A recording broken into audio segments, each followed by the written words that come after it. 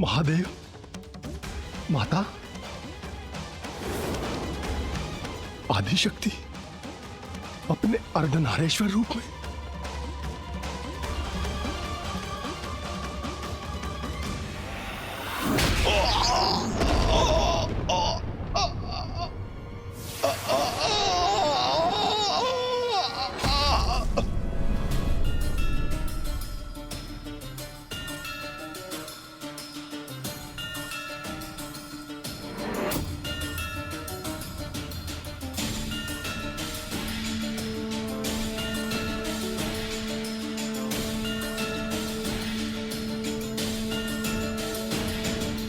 पुत्र मार्कंडे, तुम्हारी भक्ति निर्मल, शुद्ध है, पावन है। स्वामी के प्रति तुम्हारा अटल विश्वास अद्भुत है, अपूर्व है पुत्र मार्कंडे। यमराज, तुम्हारे अहंकार के दंड स्वरूप आज मेरे हाथों तुम्हारा अंत होगा काल देवता।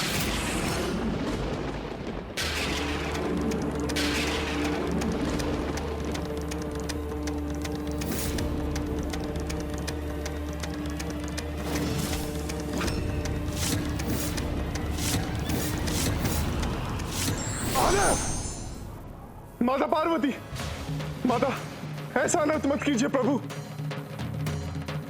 क्षमा कर दीजिए मेरे पुत्र को। सूर्यदेव, हट जाइए मेरे मार्ग से।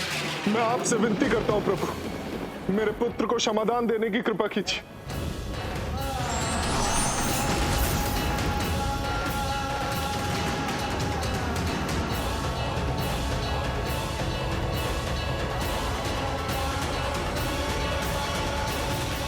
क्षमा कीजिए महादेव, क्षमा कीजिए।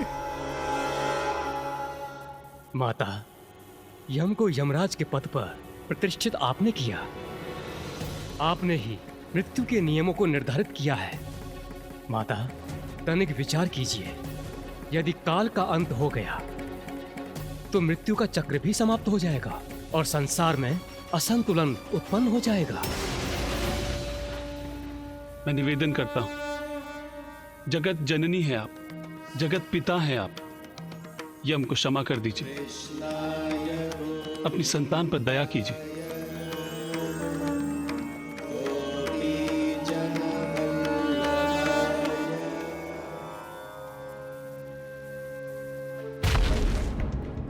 महादेव, क्षमा कीजिए महादेव।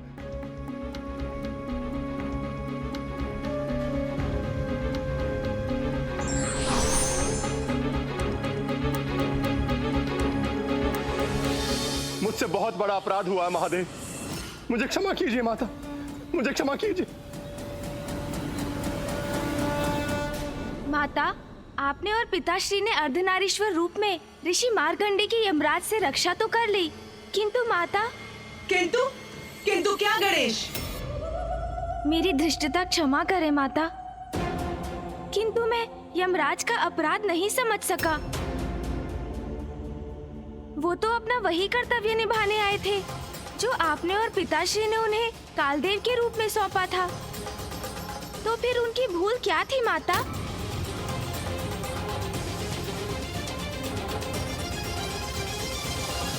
हाँ माता, वो तो आपके ही आदेश का पालन करने के लिए प्रस्तुत हुए थे कि समय आने पर मनुष्य की मृत्यु का होना विधि का विधान है। फिर अपने विधान पर अडिग रहकर यमराज ने कोई अपराध कैसे किया माता? गणेश, कार्तिकेय, यदि प्रश्न तर्क संगत है, उचित है, तो उसे पूछने में संकोच नहीं होना चाहिए। उस दिवस हमसे क्षमा याचना करने के पश्चात यमराज ने भी महादेव से यही प्रश्न किया था। तो माता, पिताश्री ने उन्हें क्या उत्तर दिया? महादेव ने कहा, यम, तुम यही जानना चाहते हो ना कि तुमसे क्या अपराध हुआ? तो सुनो, तुम्हारी पहली भूल,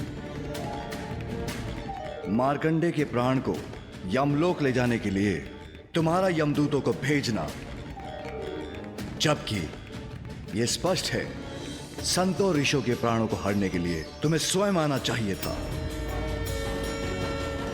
माता भैरवी द्वारा निर्धारित नियमों के अनुसार संतों ऋषियों की आत्माओं को लेने आपको स्वयं जाना चाहिए। यदि प्रत्येक ऋषि और संत के प्राण हम स्वयं लेने जाएंगे तो यमलोक की व्यवस्था कौन संभालेगा? तुम्हारी दूसरी भूल अधिकार के अहंकार में आकर मेरे भक्त मार्कंडे द्वारा की जाने वाली मेरी पूजा में व्यवधान डालना।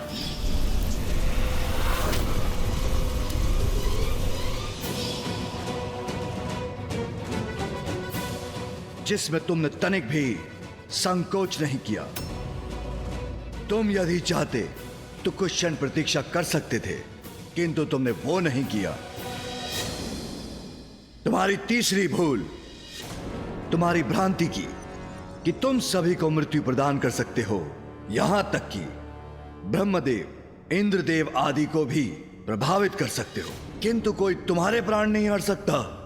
जब मृत्यु समक्ष होती है तब तुम तो क्या, मैं ब्रह्मदेव और इंद्रदेव की भी नहीं सुनता। तुम्हारे इन तीनों अपराधों के दंड हेतु मैं तुम्हारा वध करने के लिए प्रेरित हुआ।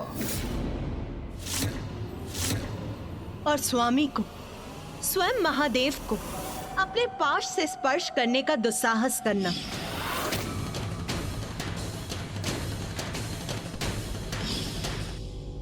इन सभी में सबसे बड़ा अपराध था। महादेव, माता भैरवी ने मुझे इतना महत्वपूर्ण दायित्व दिया जिसके कारण मुझ में अहंकार जागृत हुआ। मुझे क्षमा कीजिए महादेव, मुझे क्षमा कीजिए माता। यम, मैंने तुम्हें अपने देवी भैरवी रूप में इतना बड़ा कर्तव्य सौंपा और तुम स्वयं को समस्त जीवन का नियंत्रक समझ बैठे। ये बहुत बड़ी भूल है तुम्हारी। तुम्हारा चुनाव एक अत्यंत महत्वपूर्ण दायित्व निभाने के लिए हुआ है, किंतु तुम उस शक्ति का अहंकार कर उसका दुरुपयोग करने लगे। ये सर्वथा अनुचित है। क्षमा कीजिए माता, मुझसे भूल हुई है।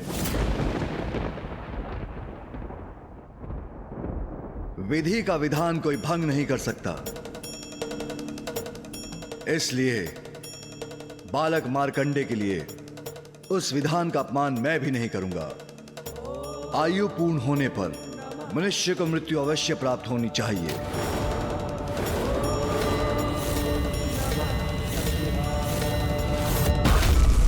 मुझसे बहुत बड़ा अपराध हुआ है महादेव, मुझे क्षमा कीजिए माता। विधि का विधान कोई भंग नहीं कर सकता। आयु पूर्ण होने पर मनुष्य को मृत्यु अवश्य प्राप्त होनी चाहिए। उमा, स्मरण कीजिए, मैंने मार्कंडे के पिता ऋषि मृकेंडु को पुत्र प्राप्ति का वरदान प्राप्त करने के लिए क्या कहा था? मैं तुम्हें ऐसे अनेकों पुत्र दे सकता हूं वत्स, जिनकी आयु 100 वर्ष की होगी, किंतु जो बुद्धिहीन होंगे, तेजहीन होंगे, अथवा एक ऐसा पुत्र जो तेजस्वी, मनस्वी और ज्ञानी होगा, किंतु उसकी आयु मात्र 16 वर्ष की होगी। इसलिए मैं वरदान देता हूं कि आज के बाद मार्कंडे की आयु 16 वर्ष से अधिक कभी नहीं होगी। 16 वर्ष से अधिक कभी नहीं होगी। 16 वर्ष से अधिक कभी नहीं होगी।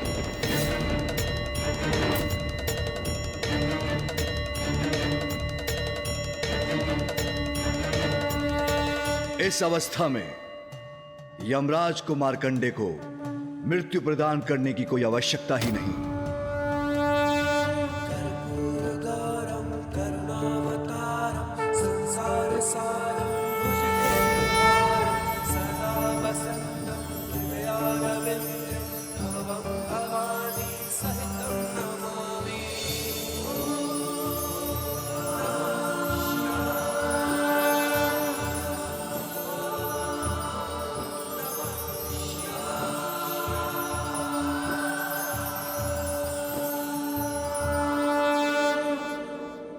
आज से संसार के अंत तक बालक मार्कंडे की आयु में कोई वृद्धि नहीं होगी।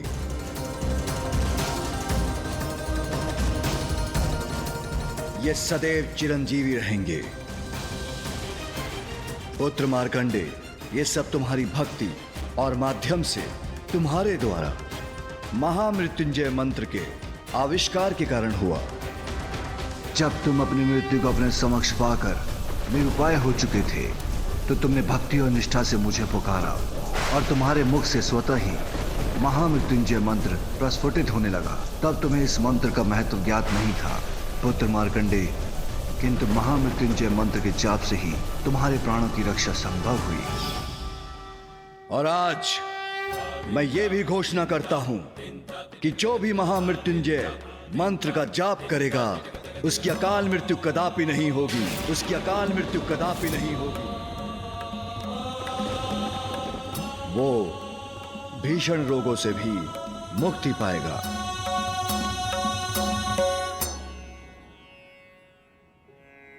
महादेव, मैं कृतार्थ हुआ प्रभु। आज आपने और माता ने एक पुत्र को यह अवसर प्रदान किया कि वो अपने माता पिता की निराशा को आशा और आनंद में परिवर्तित कर सके। ये आपकी दया, कृपा और आशीष का ही परिणाम है। पुत्र मार्कंडे, मुझे पूर्ण विश्वास था तुम्हारी प्रार्थना महादेव तक अवश्य पहुंचेगी। तुम में एक विशेष गुण है पुत्र, तुम्हारे शब्द हृदय में प्रवेश कर आत्मा तक पहुंच जाते हैं।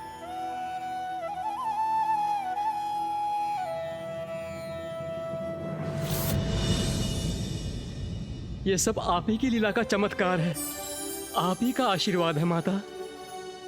माता, आपकी लीला तो अपरंपार है।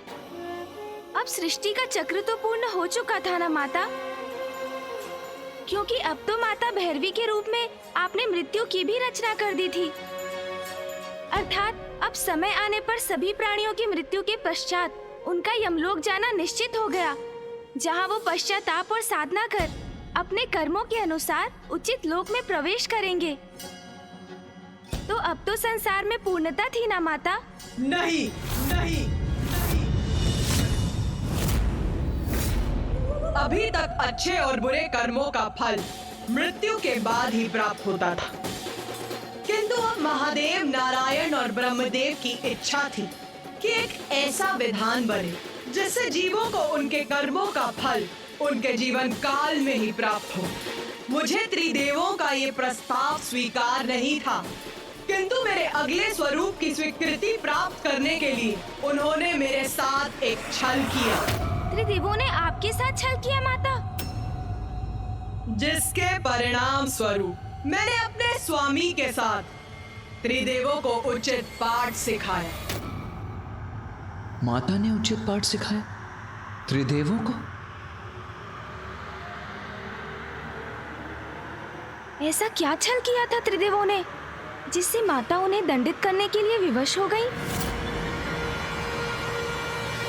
गणेश, तुम अपनी जिज्ञासा शांत करने हेतु यहाँ उपस्थित ब्रह्मदेव और नारायण से ही क्यों नहीं पूछ लेते कि कैसा छल किया था उन्होंने मेरे साथ?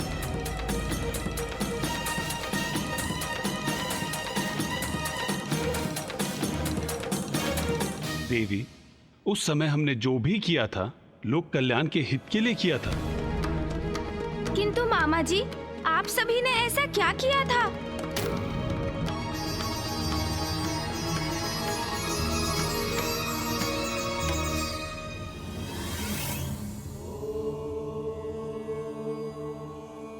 माधव, माधव टमाटर दे दे, माधव इस बार टमाटर दीजिए। आधे देती भूल नहीं होती माधव। बाहर कैसा कोलाहल है ये? इतने दीन स्वर में क्षमा याचना क्यों कर रहे हैं तोतला जी? कदाचित मुझे स्वयं जाकर देखना चाहिए। माधव टमाटर दीजिए, मैं वतन देता हूँ। आधे देती भूल नहीं होती माधव, टमाटर दीजिए माधव। नाथ, स्वामी, प्रणाम माता। प्रणाम माता।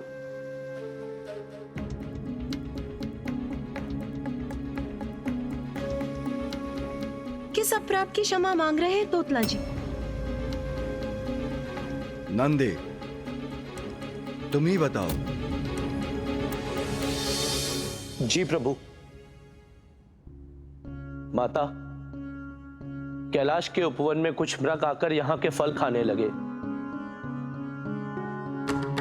तोतला ने उन्हें देखा और उन्हें वहां से भगाने के लिए कंकड़ फेंककर उन्हें आहत करने लगा।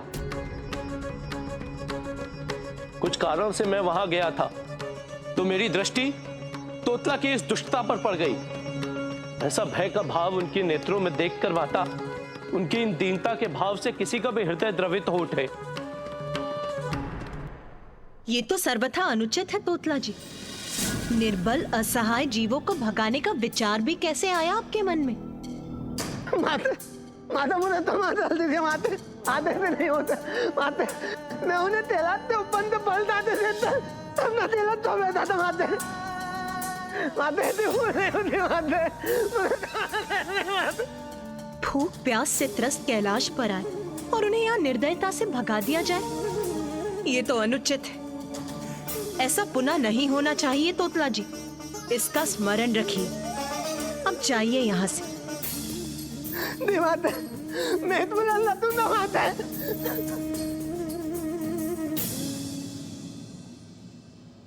उमा, आपने मात्र चेतावनी देकर जाने दिया तोतला को, यह क्या उचित था? मैं आपका प्रश्न नहीं समझी स्वामी। ये उचित नहीं था तो फिर क्या करना चाहिए था हमें? असहाय जीवों को उनके भोजन से वंचित किया, उन्हें आहत किया। क्या इस अपराध का दंड नहीं प्राप्त होना चाहिए था तोतला को? उमा, हम जीवों को उनके अच्छे कर्मों के लिए पुरस्कृत करते हैं, तो क्या उनके बुरे कर्मों के लिए दंड नहीं देना चाहिए, जिससे वो पुनः वही भूल, वही अपराध ना करें? अपनी भूल उन्हें स्मरण रहे और वो दंड के भय से बुराई का त्याग कर अच्छाई का मार्ग अपनाएं। जैसे तोतला, यदि आप उसे क्षमा करने के स्थान पर दंडित करती तो भविष्य में धीरज खोने पर भी वो दंड का ध्यान कर कभी ऐसी निर्दयता नहीं कर सकेगा।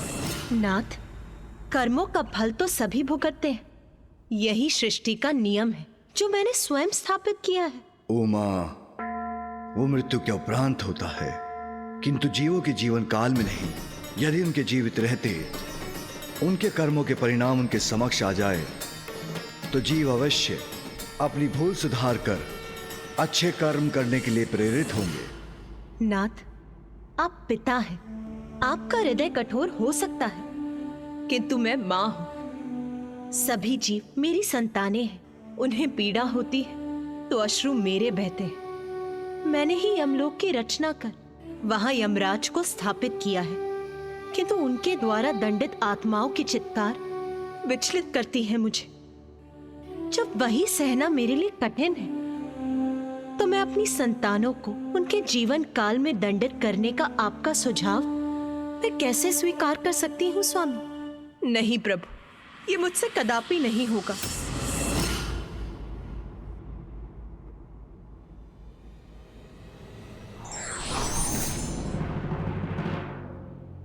नारायण, मैंने देवी पार्वती से संवाद किया, किंतु जीव उसी जीवन काल में दंडित हो, यह आपकी बहन को कदापि स्वीकार नहीं। परंतु यह महत्वपूर्ण है महादेव। जीवों को उनके जीवन काल में ही उनके कर्मों का महत्व समझना आवश्यक है। इससे उनके हृदय में धर्म के प्रति आस्था बढ़ेगी, और यदि अधर्म ने उन्हें अपनी ओर आकर्षित भी किया तो वो उससे दूर रहने के लिए प्रेरित रहेंगे। इसलिए जन कल्याण हेतु हमें देवी पार्वती को कोई न कोई उपाय कर इस बात की स्वीकृति लेनी ही होगी।